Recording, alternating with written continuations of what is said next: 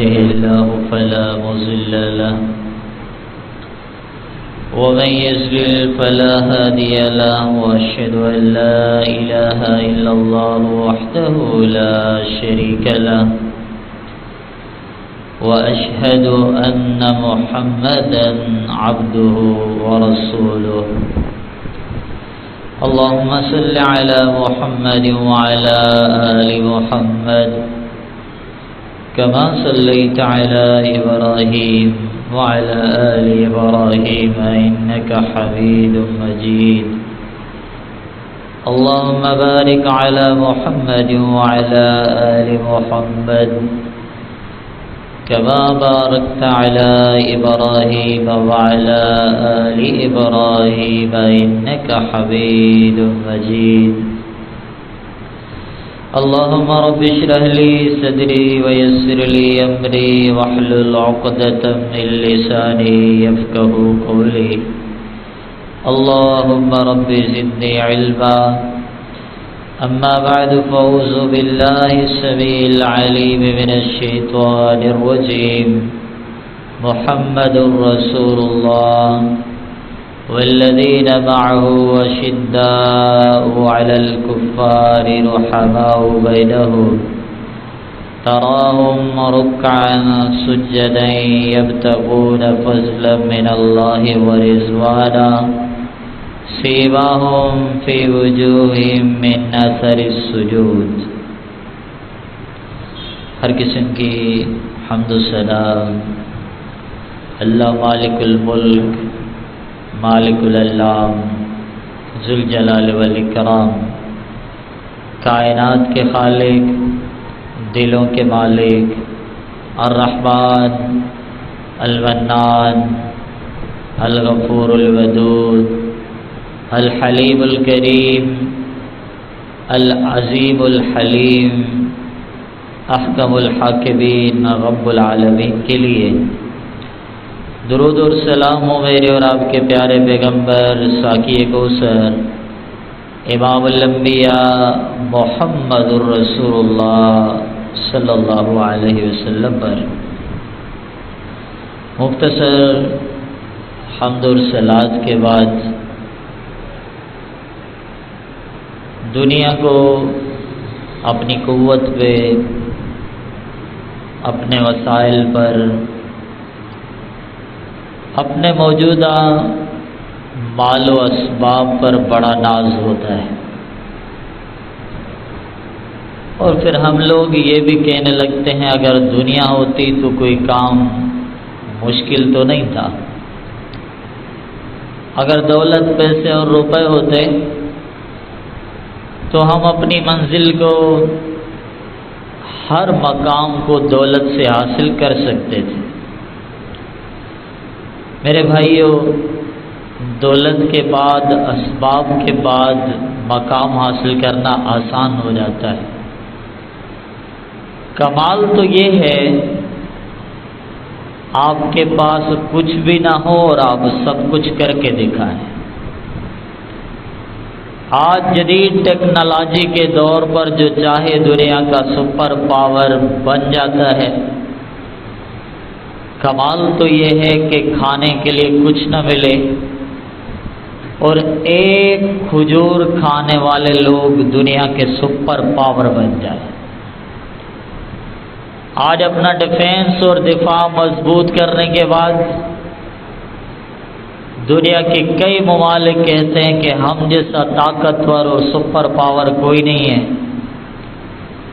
میرے بھائیوں، کمال تو یہ ہے کہ جب وہ میدان جہاد میں نکلے تو چلتے چلتے پاؤں میں پہنی ہوئی جتیاں بھی ختم ہو جائیں، چلتے چلتے ان کے ناخن بھی گر جائیں، اور زندگی کا کوئی ایسا بھی مقام آ جائے رب کے ان عظیم بندوں کو کھانے کے لیے ایک کھجور بھی نہ ملے،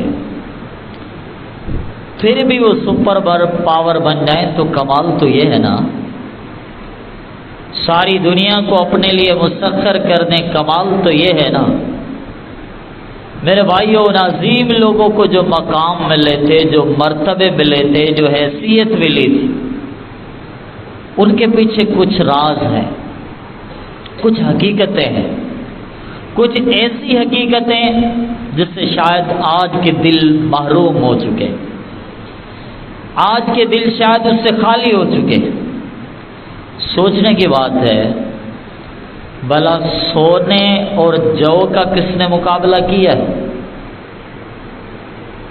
میں آپ سے کہتا ہوں کہ 1 من جو کے بدلے آپ 1 دینار بھی دے سکتے ہو، ایسا تو نہیں ہو سکتا۔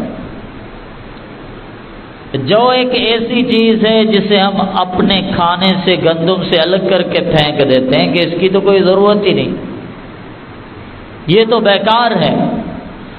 سونے کا مقابلہ ایک ایسی چیز سے کیا جا رہا ہے جسے ہم کچرا سمجھ کر پھینک دیتے ہیں، اور رحمت للعالمین صلی اللہ علیہ وسلم فرما رہے ہیں، دنیا کے لوگوں، بعد میں آنے والے لوگوں، تمہارا نبی تم سے مخاطب، تمہیں اللہ توفیق دے، تم احد پہاڑ کے برابر سونا رب کے راستے میں صدقہ دے دو، اور محمد کا صحابی صلی اللہ علیہ وسلم 1 مٹھی بھر جو رب کی راہ میں صدقہ کر دے، فرمایا ما بلغا مد احدہم ولا نصیفا، تم اس کے پورے ثواب کو پہنچنا تو دور کی بات ہے، تم احد پہاڑ دے کر بھی محمد کے صحابی کے 1 جو ہاتھ بھر کر اس نے صدقہ کیا تھا، اس کے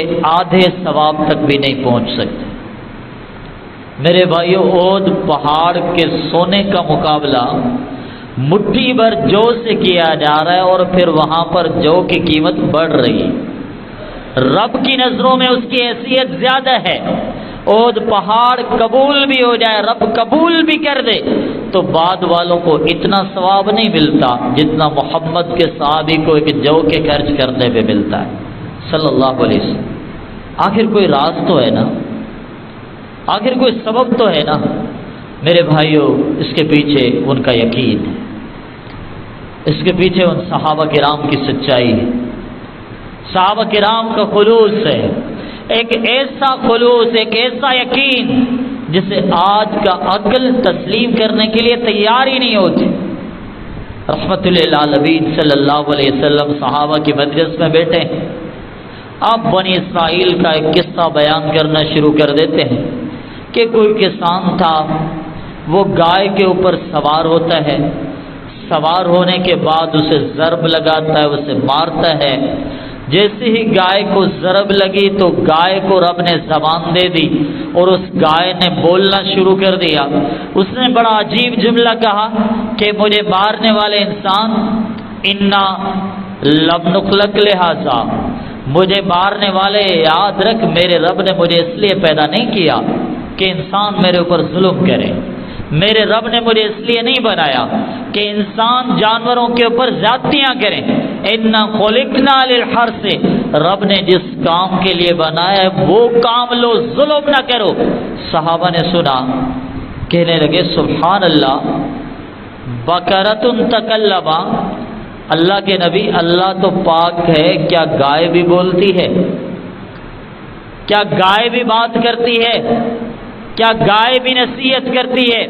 رحمت للعالمین نے فرمایا میرے صحابہ، ہاں نعم اؤمن بہ انا وابو بکر و عمر، میرے صحابیوں یاد رکھنا گائے نے بولا تھا، اس پر میرا بھی ایمان ہے، ابو بکر کا بھی ایمان ہے، تو عمر کا بھی ایمان رضی اللہ عنہ۔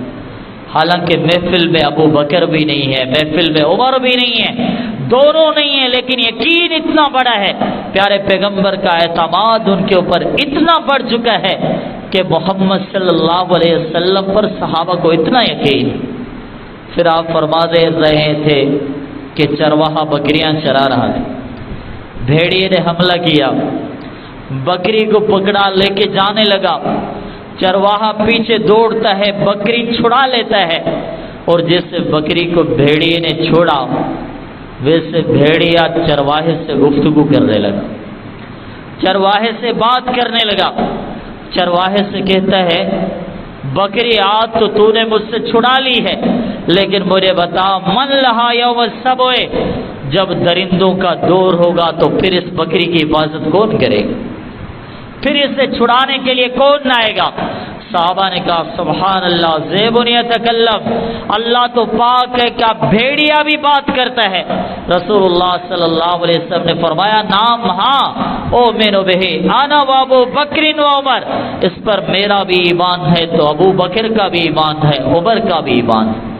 میرے بھائیو، وہ صحابہ وہ تھے، ان کا یقین ایسا تھا، ان کا خلوص سے تھا، ان کی سچائیاں ایسی تھی، تبھی تو میرے نبی نے ان کی فضیلت خالی دنیا کو نہیں پتھروں کو بھی بتائی تھی۔ تبھی تو رسول اللہ صلی اللہ علیہ وسلم نے ان کا مقام صرف دنیا والوں کو نہیں بلکہ احد پہاڑ کو بھی سنایا تھا۔ آپ احد پہاڑ کے اوپر موجود ہیں، زلزلہ آیا، پہاڑ ہلنے لگا، میرے نبی اتنا کہہ دیتے اس کو نہیں احد ٹھہر جا، احد رک جا، ہلنا چھوڑ دے۔ رحمت للعالمین صلی اللہ علیہ وسلم نے آگے فرمایا فإن علیک نبی و صدیق و شہیدان، احد تو رک جا، اب تیرے اوپر کوئی عام لوگ نہیں بلکہ تیرے اوپر قدم رکھنے والا ہے تو محمد ہے صلی اللہ علیہ وسلم، اس کا یار غار صدیق بھی اس کے ساتھ موجود ہے، وہ شہیدان عمر بھی ہے، 2 شہید عثمان رضی اللہ تعالیٰ عنہ بھی ہے۔ اے احد پہاڑ تو رک جا، ہلنا چھوڑ دے۔ میرے بھائیو، جن صحابہ کا مقام محمد نے پتھروں کو بھی سنا دیا صلی اللہ علیہ وسلم، پتھروں کو بھی ان کی حیثیت سمجھا دی، وہ لوگ کتنے عظیم ہوں گے، ان کا مقام کتنا عظیم ہوگا، ان کی حیثیت کتنی بڑی ہوگی۔ میرے بھائیو، حیرت ہوتی ہے اگر آج ہم میں سے کسی کو کہہ دیا جائے تو جو چاہے کر، تو پکا جنتی، کیا خیال ہے ہم کتنے آزاد ہو رہے ہیں؟ کیا خیال ہے یہ زندگی کتنی ظالم اور گنہگار بن جائے گی؟ اگر کسی کو یقینی طور پر یہ کہہ دیا جائے کہ تیرے رب نے تیرے لیے جنت کی گارنٹی دے دی ہے، اب جو چاہے کر لے، میرے بھائیوں، انہیں معلوم تھا اللہ ہم سے راضی، انہیں معلوم تھا ہم اللہ سے راضی، وہ جانتے تھے ہم یقینی طور پر جنتی ہیں، لیکن عمل کیسا تھا؟ سنن ابن ماجہ کتاب الزہد کے الفاظ ہیں، سلمان رضی اللہ عنہ بوڑھے ہو گئے، کمزور ہو گئے، تاریخ بتاتی ہے کہ 2 صدیوں سے زیادہ ان کی عمر تھی، ایک قول کے مطابق 3 صدیاں، ایک قول کے مطابق 2.5 صدی رب العالمین نے ان کو عمر عطا کی تھی۔ بڑھاپے کی اس عمر میں وہ اسلام بھی قبول کرتے ہیں، صحابہ کا ساتھ بھی دیتے ہیں، بیمار تھے، جسم میں کئی شکایتیں موجود تھیں، اپنے گھر میں ٹھہر کے رہنے لگے تھے، ساتھ کو معلوم ہوا، پوچھنے کے لیے آ گئے، اور پھر جب آئے دیکھا تو بزرگ میرے نبی کا بوڑھا صحابی سلمان رونے میں مصروف ہے۔ کہا سلمان تم تو وہ ہو نا جس کی یہ فضیلت، سلمان تم تو محمد کے صحابی ہو صلی اللہ علیہ وسلم، سلمان تمہارا یہ بھی مقام ہے، تمہارا یہ بھی مقام ہے، تم روتے کیوں ہو، تم آنسو کیوں بہاتے ہو؟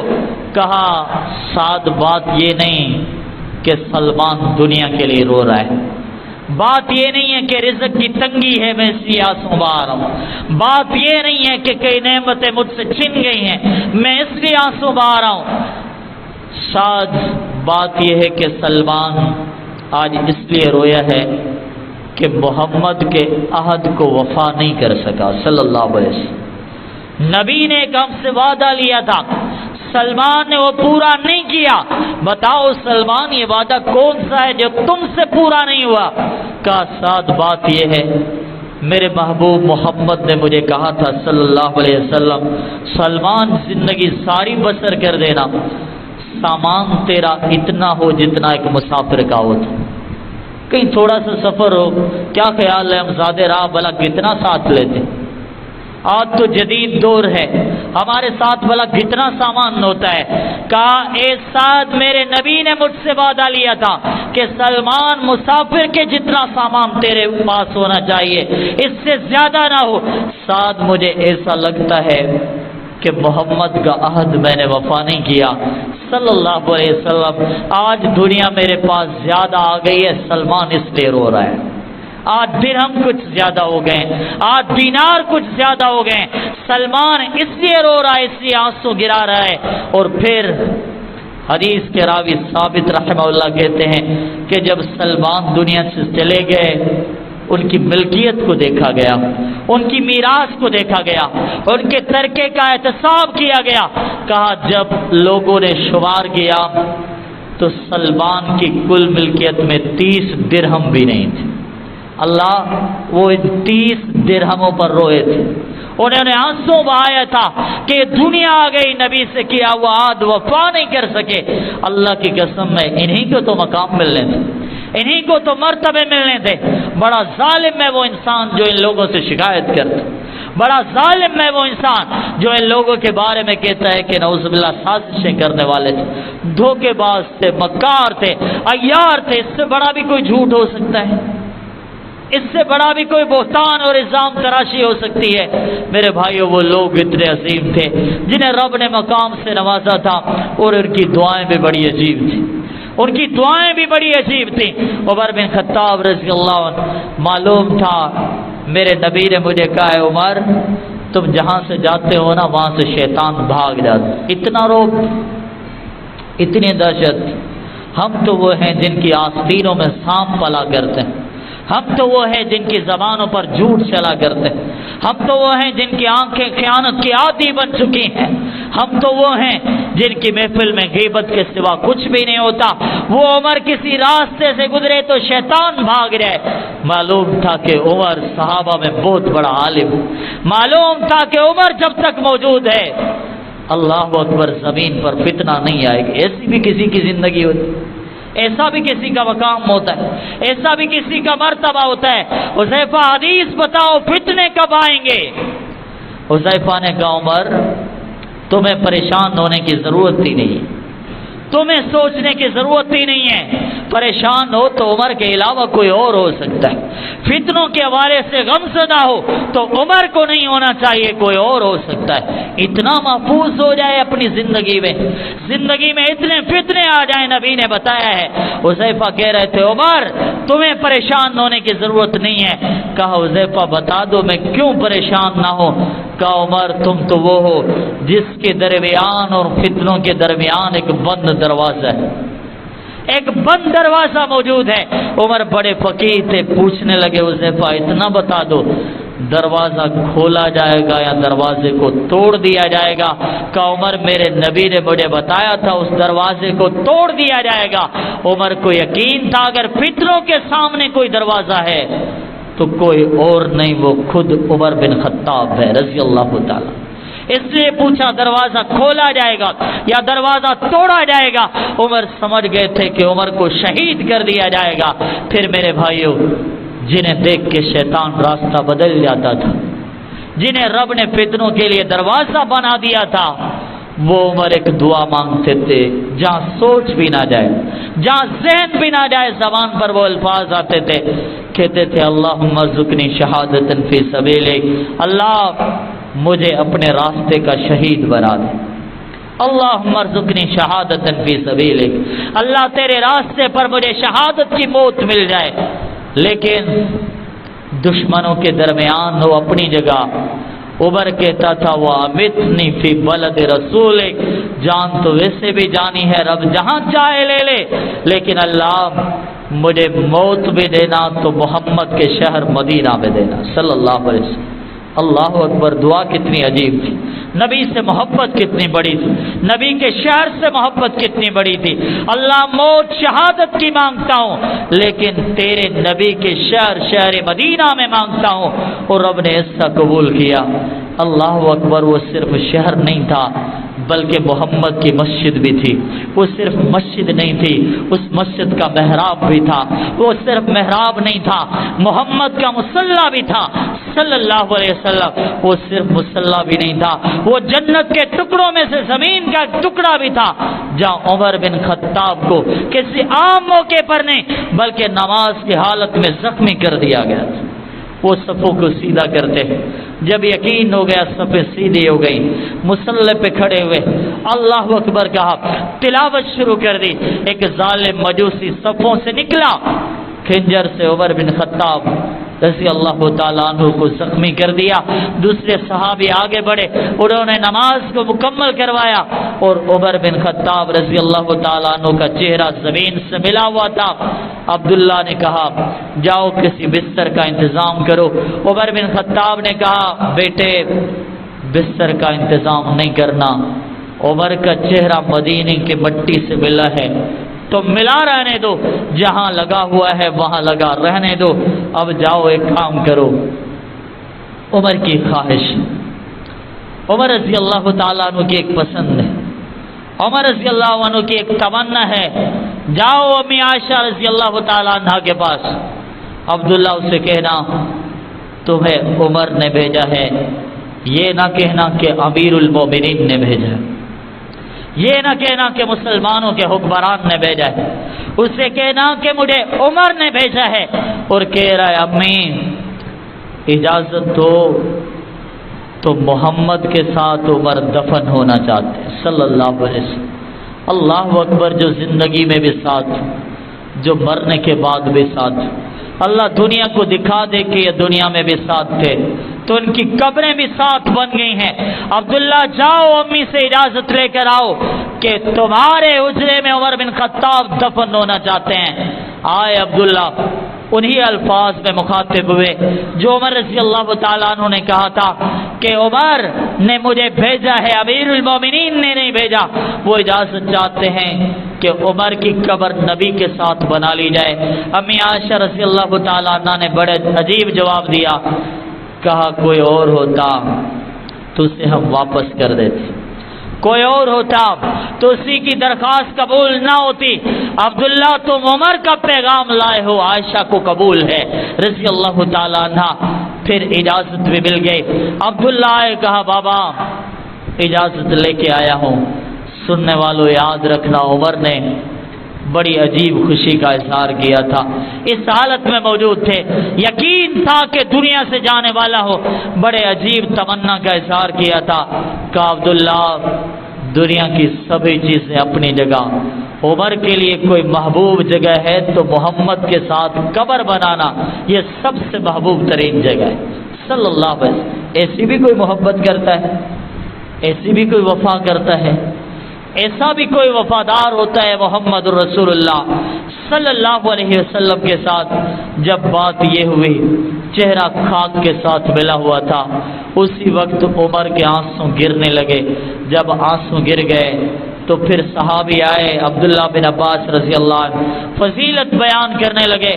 کہ عمر تم وہ ہو جو نبی کے صحابی ہو, عمر تم وہ ہو جسے جنت کی بشارتیں مل گئیں, عمر تم وہ ہو جو ابو بکر کے ساتھ رہے تھے تو تب بھی سچے تھے, عمر بن خطاب تم وہ ہو جس نے خلافت کی تو 10 سالہ دور خلافت میں اس نے مسلمانوں کا حق ادا کر دیا, کوئی دھوکہ کوئی فریب نہیں کیا. عمر پھر روتے کیوں ہو, پھر آنسو کیوں بہاتے ہو؟ آج نماز پڑھی تو تکبر آ گیا, صدقہ کیا تو تکبر آ گیا, صدقات دیے تو تکبر آ گیا. سنو عمر بن خطاب کی وہ کیا کہنے لگے تھے. کہا عبداللہ میری بات بھی سن لو, یا لیتنی طلا الارض ذہبا, کاش یہ ساری زمین عمر کی ملکیت میں ہوتی اور ساری زمین سونا ہوتی تو آج میں سارا سونا رب کی راہ میں صدقہ کر دیتا تاکہ عرش کا رب عمر کو جہنم کی آگ سے محفوظ رکھے. اللہ اکبر, عمر کی سوچ بھی یہی ہے. تو میں نے اور آپ نے کیا کرنا ہے؟ میری اور آپ کی سوچ کیا ہو؟ کیا فضیلت بیان کرنے والے سن لے, تو نے جتنی فضیلتیں بیان کی ہیں یاد رکھ, کاش ایسا ہو جائے عمر کے ثواب اور غلطیاں برابر ہو جائیں تب بھی عمر کامیاب ہو جائے. آنسو بھی گرے تھے میرے بھائیوں. ان آنسوؤں میں, ان تقویٰ کی باتوں میں, ان پرہیزگاری کی باتوں میں ایک نوجوان آیا تھا جس کا لباس ٹخنوں سے نیچے لٹک رہا تھا. آج تو غرور بن گیا, آج تو فیشن بن گیا, آج تو تکبر کا نشان بن گیا. عمر بن خطاب نے اس کیفیت میں دیکھا, دودھ پلایا گیا, زخموں کے راستوں سے دودھ باہر نکل گیا. اس کیفیت میں اس نوجوان پر نظر پڑی جس کا لباس اس کے ٹخنوں سے نیچے تھا. مخاطب ہوئے, اسے بلایا, بڑی نرمی کے ساتھ نصیحت کی کہ نوجوان اپنے لباس کو اپنے ٹخنوں سے اوپر ہے، اس میں تیرے دل کی پاکیزگی بھی ہے، تیرے لباس کی سچائی بھی ہے۔ اللہ اس دور میں بھی کوئی تبلیغ کرتا ہو، اس دور میں بھی کوئی نصیحت کرتا ہو، آج ہمیں کوئی تانا مل گیا، ہم نے کہا چھوڑو، دین کی دعوت کون دے گا، توحید کی دعوت کون دے گا، سنت کی دعوت کون دے گا؟ لوگ تو ہم سے الجھ جاتے ہیں، ناراض ہو جاتے ہیں۔ اللہ اکبر، لوگوں کی ناراضگی کو دیکھ کر ہم محمد کا دین چھوڑنے کے لیے تیار ہو جاتے ہیں صلی اللہ علیہ وسلم۔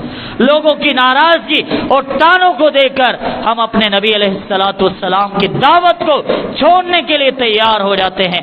وہ عمر بن خطاب رضی اللہ تعالیٰ، میرے بھائیو، تقویٰ، پرہیزگاری کے اصول تھے، زندگی کے ضابطے تھے۔ میرے بھائیو، اس عظیم زندگی کو جب سپرد خاک کیا گیا تھا تو تب بھی محمد کا ساتھ مل گیا تھا صلی اللہ علیہ وسلم۔ جانتے ہو پھر علی نے کیا بولا تھا؟ علی رضی اللہ تعالیٰ عنہ نے کیا بولا تھا؟ کہا مجھے اللہ کی قسم ہے، مجھے اللہ کی قسم ہے، یہ دنیا میں بھی ساتھ تھے تو میدان محشر میں بھی ساتھ تھے۔ کہا مجھے اللہ کی قسم ہے، جنت میں محمد صلی اللہ علیہ وسلم ہوں گے، ابو بکر ہوں گے اور عمر ہوں گے رضی اللہ تعالیٰ عنہما۔ میرے بھائیو، علی نے قسم اٹھا کے کہا تھا دنیا میں بھی ساتھ، میدان محشر میں بھی ساتھ، اور پھر یہ جنت میں بھی ساتھ ہوں گے۔ علی رضی اللہ تعالیٰ عنہ نے دلیل بھی دی تھی، بلا ساتھ کیوں ہوں گے؟ کہا میں نے سنا تھا کائنات کے امام کہا کرتے تھے فالتو انا و ابو بکر و عمر، میں نے ایسا کیا، ابو بکر نے ایسا کیا، عمر نے ایسا کیا۔ پھر کہا کرتے تھے دخلت انا و ابو بکر و عمر، کسی جگہ پر میں آیا، ابو بکر بھی آئے، عمر بھی آئے، اور پھر رحمت للعالمین یہ بھی کہا کرتے تھے خرجت انا و ابو بکر و عمر، کسی جگہ سے میں نکلا، ابو بکر بھی نکلے تو عمر بھی نکلے۔ علی نے کہا مجھے اللہ کی قسم ہے، تم نبی کی زبان پر نبی کے ساتھ تھے تو جنت میں بھی تم محمد کے ساتھ ہوگے صلی اللہ علیہ وسلم۔ میرے بھائیو، یہ مقام، یہ مرتبے انہیں مل گئے، یہ شہادت کی موت انہیں نصیب ہو گئی۔ سلمان کا رونا ہو یا موت سے پہلے عمر بن خطاب رضی اللہ تعالیٰ عنہ کے آنسو ہو، یا گائے جب بولے یا بھیڑیا جب بولے تو عمر اور ابو بکر کا یقین ہو۔ میرے بھائیو، یہ سب باتیں صحابہ کی منزلیں بیان کرتی ہیں، صحابہ کرام کا مقام بیان کرتی ہیں۔ تو آئیے یاد رکھیں، نبی کا احترام بھی فرض ہے تو نبی کے اہل بیت کا احترام بھی فرض ہے، اور بالکل اسی طرح محمد کے صحابہ کا احترام بھی فرض ہے صلی اللہ علیہ وسلم۔ دعا ہے اللہ تعالیٰ مجھے اور آپ کو صحابہ کرام کے ساتھ، اہل بیت کے ساتھ، پیارے پیغمبر صلی اللہ علیہ وسلم کے ساتھ حقیقی محبت عطا فرمائے۔ آمین۔ وآخر دعوانا ان الحمدللہ رب العالمین۔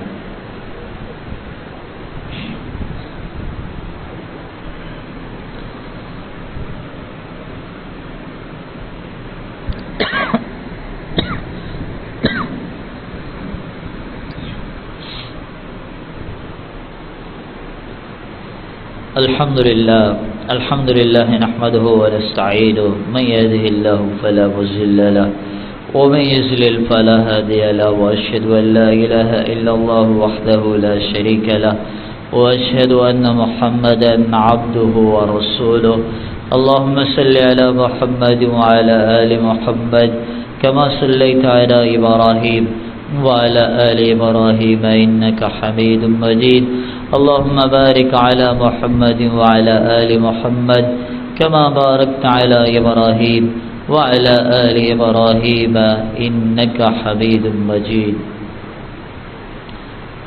آج کے اس دور میں جہاں صحابہ کرام کی فضیلت کا بیان ہوتا ہے، وہاں پر کہنے والے کئی احباب فوراً طعن و تشنیع کے تیر چلاتے ہوئے ایک جملہ دہرا دیتے ہیں کہ وہ تو وہ تھے نا جنہوں نے نبی کو قلم نہیں دیا تھا۔ یہ ایک عجیب اعتراض ہے، اس کا مختصر جواب دینا چاہتا ہوں۔ میرے بھائیو، وہ جمعرات کا دن تھا اور رسول اللہ صلی اللہ علیہ وسلم ربیع الاول کے مہینے میں جمعرات، پھر جمعہ، ہفتہ، اتوار، سوموار کے دن اس دنیا سے رخصت ہو گئے تھے۔ یہ قلم نہ دینے کا واقعہ جمعرات کے دن کا واقعہ ہے۔ رحمت للعالمین صلی اللہ علیہ وسلم نے قلم لانے کا حکم دیا۔ صحابہ کرام نے فرمایا کہ ہمارے لیے کتاب قرآن مجید ہی کافی ہے، پیارے پیغمبر صلی اللہ علیہ وسلم کو قلم نہیں دیا گیا۔ تو میرے بھائیو، اس میں غلطی کس کی تھی اور غلطی تھی بھی کہ یا نہیں تھی، اس بات کو سمجھنا ہے۔ نمبر 1، قلم نہ دینے کا مشورہ عمر رضی اللہ تعالیٰ عنہ کو تھا، لیکن عمر اکیلے نہیں تھے، یاد رکھیں یہ بات، رضی اللہ تعالیٰ عنہ۔ صحیح بخاری کی ایک حدیث کے الفاظ ہیں قال بعضهم، بعض صحابہ نے کہا قلم دو اور بعض نے کہا نہ دو۔ اس بعض کے لفظ سے معلوم ہوتا ہے کہ عمر اکیلے نہیں تھے رضی اللہ تعالیٰ۔ جواب نمبر 2، قلم نہ دینے کی رائے اہل بیت میں سے کچھ افراد کی بھی تھی، اس لیے صحیح بخاری کی ایک حدیث کے الفاظ ہیں قال بعض اہل بیت، بعض اہل بیت نے کہا کہ نبی صلی اللہ علیہ وسلم کو قلم نہ دیا جائے۔ تو میرے بھائیو، اگر قلم نہ دینا عمر بن خطاب کی بہت بڑی غلطی ہے تو اہل بیت کے بارے میں کیا بولا جائے گا؟ جواب نمبر 3، رسول اللہ صلی اللہ علیہ وسلم جمعرات کے دن کے بعد چند اور ایام بھی زندہ تھے۔ میرے بھائیوں، میرا یقین ہے، بلکہ میں اللہ کی قسم کھا کر کہتا ہوں، اگر دین کا کوئی اضافی مسئلہ جو رسول اللہ صلی اللہ علیہ وسلم نے اپنی زندگی میں نہ بتایا ہوتا اور وہ اب اس وقت بتانا چاہتے تھے تو اللہ کی قسم میں اکیلے عمر کیا پوری دنیا مل جاتی، محمد کو نہیں روک سکتی تھی صلی اللہ علیہ وسلم۔ یہ چند افراد حجرے میں موجود کیا پوری دنیا جمع ہو جاتی، میرے نبی کو نہیں روک سکتی تھی۔ اس بات سے معلوم ہوتا ہے کہ وہ کوئی ماضی کا مسئلہ ہی تھا جو رسول اللہ صلی اللہ علیہ وسلم ذکر کرنا چاہتے تھے، ورنہ اللہ کی قسم میں میرے نبی سے دین کی بات کوئی رہ نہیں گئی۔ اسی لیے تو آیت نازل ہوئی تھی الیوم اکملت لکم دینکم واتممت علیکم نعمتی۔ چوتھا جواب یہ ہے، میرے بھائیوں کو بڑا ضد ہوتا ہے کہ اللہ کے نبی خلافت لکھتے نا، اس لیے روک دیا تھا۔ رسول اللہ صلی اللہ علیہ وسلم خلافت لکھتے اس لیے روک دیا تھا۔ میرے بھائیوں، اگر خلافت لکھنی بھی ہوتی نا تو ہمیں یقین ہے ابو بکر کا نام آتا رضی اللہ تعالی۔ اب سوال یہ ہے، اس کی دلیل کیا ہے؟ زندگی کے آخری ایام میں رسول اللہ صلی اللہ علیہ وسلم نے امی عائشہ رضی اللہ تعالیٰ عنہ سے کہا تھا جاؤ ابو بکر رضی اللہ عنہ کو بلاؤ اور اپنے بھائی کو بھی بلاؤ، دونوں میرے پاس آئیں، میں ان سے یہ بات کرنا چاہتا ہوں کہ کل یہ نہ ہو کہ کوئی تمنا کرنے والا تمنا کرے کہ خلافت کا حق میرا ہے۔ پھر آپ نے فرمایا یا ابا اللہ والموبرون الا ابا بکر، اگر کوئی دوسرا خلافت کی تمنا کرے گا تو اس کا اللہ بھی انکار کرے گا، تمام مومن بھی انکار کریں گے، اور اگر اس مسند کا کوئی حقدار ہوگا تو ابو بکر ہوگا رضی اللہ تعالیٰ۔ میرے بھائیو، اب آخری سوال رہ جاتا ہے کہ پھر قلم کیوں نہیں دیا گیا؟ صحابہ کی آخر یہ تجویز کیوں رہی کہ قلم نہ دیا جائے؟ اس کی وضاحت بھی حدیث میں موجود ہے۔ عمر رضی اللہ عنہ نے کہا تھا کہ اللہ کے نبی تکلیف میں، لہذا پیارے پیغمبر کو مزید تکلیف نہ دی جائے۔ میرے بھائیو، قلم نہ دینا یہ صحابہ کی ہمدردی ہے، یہ صحابہ کی پیارے پیغمبر کے ساتھ محبت ہے، یہ صحابہ کرام کی اپنے محبوب نبی کے ساتھ شفقت ہے، اور جسے دھوکے بازی، مکاری اور عیاری کا روپ دیا جا رہا ہے، میرے بھائیو ایسا کچھ بھی نہیں ہے۔ دعا ہے اللہ تعالیٰ مجھے اور آپ کو دین اسلام کو سمجھنے اور اس کے مطابق عقیدہ رکھنے کی توفیق عطا فرمائے۔ آمین۔ وآخر دعوانا ان الحمدللہ رب العالمین۔